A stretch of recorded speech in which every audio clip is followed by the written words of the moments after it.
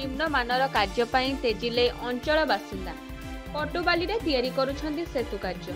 ଏହିଭଳି ଅଭିଯୋଗ ଆଣିଲେ ଦୋରାଗୁଡ଼ା ପଞ୍ଚାୟତ ବାସିନ୍ଦା ସଠିକ୍ ରୂପେ ସେତୁ ନିର୍ମାଣ କରା ନଗଲେ ଆଗକୁ ରାଜରାସ୍ତାରେ ଆନ୍ଦୋଳନ କରିବାକୁ ଦେଲେ ଚେତାବନୀ।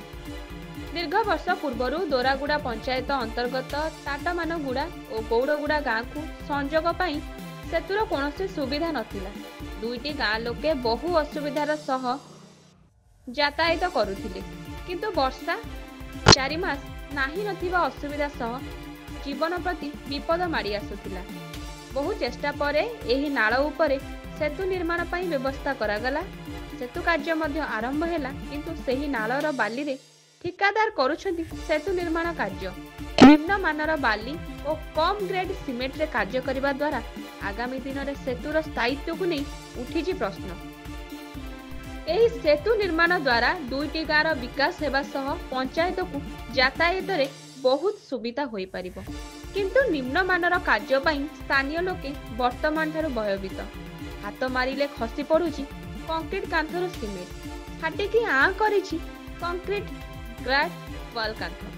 ଏହିଭଳି ନିମ୍ନମାନର କାର୍ଯ୍ୟ ଦେଖି ସ୍ଥାନୀୟ ଲୋକେ ଠିକାଦାରଙ୍କୁ ପଚରା ଉଚରା କରିବାରୁ ନାନାଦି ଭାଷାରେ ଗାଳିଗୁଲଜ କରୁଥିବା ବେଳେ ସେତୁ କାର୍ଯ୍ୟ ବନ୍ଦ ରହିଛି।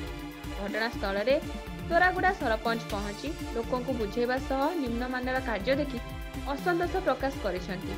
ସେତୁ କାର୍ଯ୍ୟର ଉପସ୍ଥିତ ତଦନ୍ତ ସହ ସଠିକ୍ ରୂପେ କାର୍ଯ୍ୟ କରିବାକୁ ପ୍ରଶାସନକୁ ଅନୁରୋଧ କରିଛନ୍ତି। ଲୋକାଲ ବାଲିରେ କାମ ହେଉଛି ବୋଲି ତ ମୁଁ 2-3 ଥର ଆଇଲି, କିନ୍ତୁ କାମ ବି ସେ ଟାଇପ୍ର ଚାଲିଛି। ତ ଏବେ ବି ଦେଖିଲି କାମ ବି ଭଲ ହେଉନି। ତ କଣ୍ଟ୍ରାକ୍ଟରକୁ ଫୋନ୍ କଲି, ତାଙ୍କୁ କହିଲେ ମୋତେ 2-3 ଦିନ ଟାଇମ୍ ଦିଅନ୍ତୁ। ତ ତାଙ୍କେ ଆସିଲା କ'ଣ ଅଭିଯୋଗ ହେବ, ଆଉ ଦୟାକରି ମୁଁ ସରକାରକୁ କହୁଛି ଏଇଟା ଥରେ ଲୋକାଲ କାମ ହେଉଛି, ଟିକେ ଆସି ଇନକାର କରି ଯାଆନ୍ତୁ। ଆଉ ଦୀର୍ଘ ବର୍ଷ ପରେ ସେତୁରେ ଚାଲିବାକୁ ଆଶା ବାନ୍ଧିଥିବା ସ୍ଥାନୀୟ ଲୋକେ ସେତୁର ସ୍ଥାୟିତ୍ୱକୁ ନେଇ ବର୍ତ୍ତମାନ ନାନାଦି ପ୍ରଶ୍ନ ଉଠିଛନ୍ତି। ଅନ୍ୟପଟେ ସଠିକ୍ ରୂପେ କାର୍ଯ୍ୟ ନଗଲେ ଆଗାମୀ ଦିନରେ ରାଜରାସ୍ତାରେ ଆନ୍ଦୋଳନ ପାଇଁ ଧମକ ଦେଇଛନ୍ତି ଦୁଇଟି ପଞ୍ଚାୟତର ବାସିନ୍ଦା। विगत सरकार को बारंबार अनुरोध कमे आमर ये जो गड़गुराई टू टाटमानगुड़ा जो रास्ता मझे जो नालटा अच्छी सेतु निर्माण आम बारंबार अभियोग दरखास्त पर सेटा काम होची पूरा निम्नमानर काम होची। विभिन्न प्रकार माने सीमेंट रो क्वालिटी नहीं से सीमेंट यूज करा जाउची। बाली तो एटिकार पटु बाली जोटा कि यही जगार मिलूची। स्थानीय बाली रे खाली छुईले भांगी जाउची। लोक माने गोटे भरोसा करथिले जे ब्रिज हला परे पटे चलिबे कि तांकर गमनागमन रो सुविधा हबो, किंतु सेटा संपूर्ण भाव में विपर्यस्त होईची।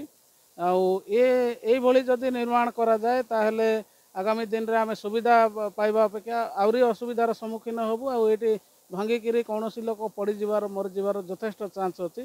बर्तमान आमे चाहूँ कि एटार सठिक तदंत करा जाऊ, विजिलेंस तदंत करा जाऊ, ठीक भाव में निर्माण करिवार व्यवस्था सरकार करंतु। नहले आगामी दिन रे आमे ये 6 खंड ग्राम पंचायतवासी समस्त एकजुट हो राजरास्ता आंदोलन करने को बाध्य हेबु। दीर्घ वर्ष पर सेतुरे चलिबाकू आशा बांधिथिबा स्थानीय लोके सेतुर स्थायित्वକୁ ନେଇ ବର୍ତ୍ତମାନ ନାନାଦି ପ୍ରଶ୍ନ ଉଠିଛି। ଅନ୍ୟପଟେ ସଠିକ୍ ରୂପେ କାର୍ଯ୍ୟ ନଗଲେ ଆଗାମୀ ଦିନରେ ରାଜରାସ୍ତାରେ ଆନ୍ଦୋଳନ ପାଇଁ ଧମକ ଦେଇଛନ୍ତି ଦୁଇଟି ଗାଁର ବାସିନ୍ଦା। ତେବେ ପ୍ରଶାସନ ପକ୍ଷରୁ ଉଚିତ ପଦକ୍ଷେପ ଗ୍ରହଣ କରାଗଲେ ଆଗାମୀ ଦିନରେ ଅସୁବିଧାର ସମ୍ମୁଖୀନ ଆଉ ହେବାକୁ ପଡ଼ିବ ନାହିଁ ଦୁଇ ଗୋଟି ଗ୍ରାମବାସିନ୍ଦାକୁ। ମାଲକାନଗିରିରୁ ହରିବନ୍ଧୁ ଗତନଙ୍କ ରିପୋର୍ଟ, ନ୍ୟୁଜ୍ 11 ଓଡ଼ିଶା।